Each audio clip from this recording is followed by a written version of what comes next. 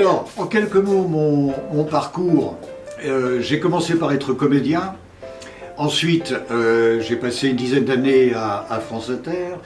Ensuite, je suis devenu un homme d'entreprise. J'ai créé plusieurs entreprises dans le domaine de la communication. J'ai continué ce métier de consultant quasiment jusqu'à aujourd'hui. Et puis, j'ai continué aussi à m'intéresser à mes passions, qui étaient dans l'ordre, ma femme, mes enfants, Tintin et Cyrano de Bergerac. En réalité, j'ai fait en sorte de devenir vieux sans devenir adulte, comme le chantait Jacques Brel. Et depuis mon enfance, j'avais deux passions. J'avais Tintin, et j'ai fait pas mal de choses autour de Tintin, et puis Cyrano. Et quand on aime Cyrano de Bergerac, que j'ai découvert quand j'avais 7 ans à peu près, on s'intéresse forcément à l'auteur, et on s'intéresse aussi au vrai personnage, c'est-à-dire au Savinien Cyrano de Bergerac, qui était un philosophe libertin du XVIIe siècle. Libertin au sens de libre penseur. Et puis ensuite, au hasard de la vie, je me suis intéressé, j'ai creusé, j'ai lu des biographies. Et puis un jour, on aime bien avec Katia, mon épouse, faire les brocantes, et j'ai découvert une petite statue de Cyrano. Donc on l'a acheté. Et puis les hasards des fêtes de pères, des fêtes des pères, des anniversaires, ma famille a commencé à m'offrir des objets, des éditions rares, des éditions illustrées, d'autres objets de marketing, comme on ne disait pas encore à l'époque, mais Cyrano a beaucoup servi aussi pour la publicité.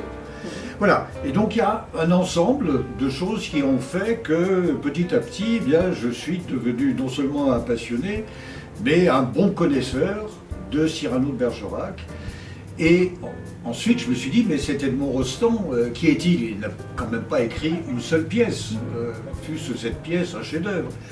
Donc je me suis intéressé à sa vie et à son œuvre, aux autres pièces de théâtre qu'il a écrites.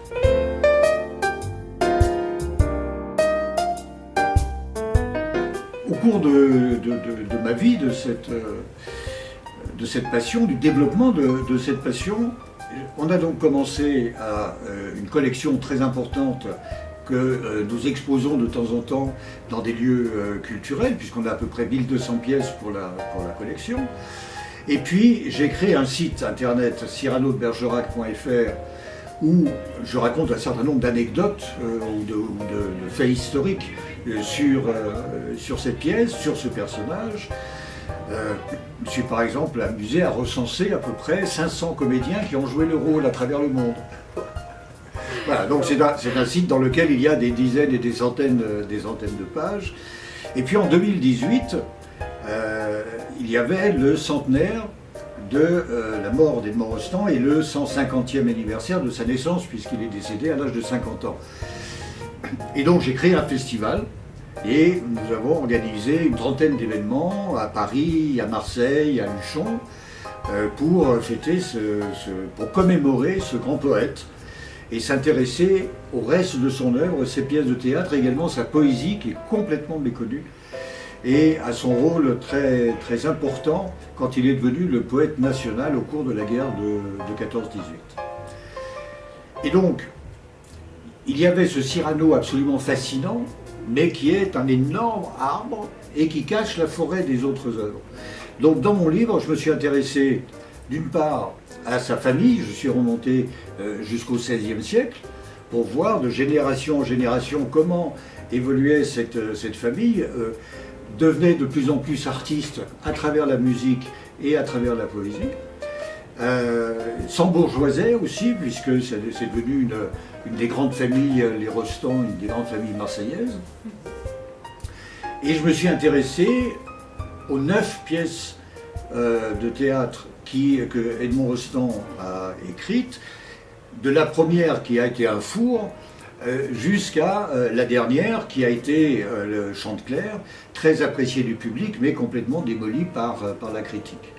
Et puis je me suis intéressé, enfin, aux 3 personnages qui sont le trépied, qui ont fondé la vie d'Edmond Rostand. Tout d'abord sa femme, Rosemonde Gérard, qui a été sa coach, son infirmière, sa documentaliste, son support psychologique, sa secrétaire pour recopier les manuscrits, et surtout qu'il a terriblement, alors que Edmond Rostand était un personnage neurasthénique, dépressif, qui n'avait absolument pas confiance en lui, il fallait qu'il y ait derrière lui ce support extraordinaire que fut sa femme, Rosemonde Gérard.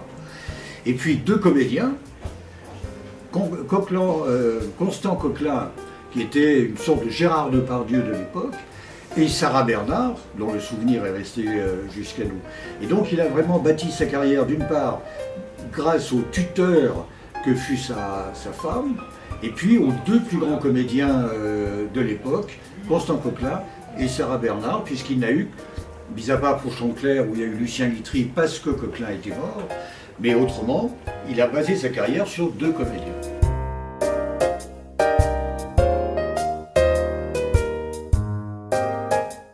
Ça nous ramène à Cyrano, parce que le premier acte de Cyrano de Bergerac se passe dans un théâtre, le théâtre de l'Hôtel de Bourgogne, et un des comédiens dit à l'Hôtel de Bourgogne, je vois du Bourgogne. Donc c'était tout à fait évident de choisir un Bourgogne. Alors il y a un autre vin moins connu, qui est le Rivesaltes, où un comédien dit la distributrice lui propose du Rivesaltes, et il y a des comédiens aussi qui dit halte là, goûtons voir ce Rivesaltes. Mais nous en restons au Bourgogne, et je puis vous dire que le Bourgogne que vous nous avez proposé est excellent. Merci beaucoup.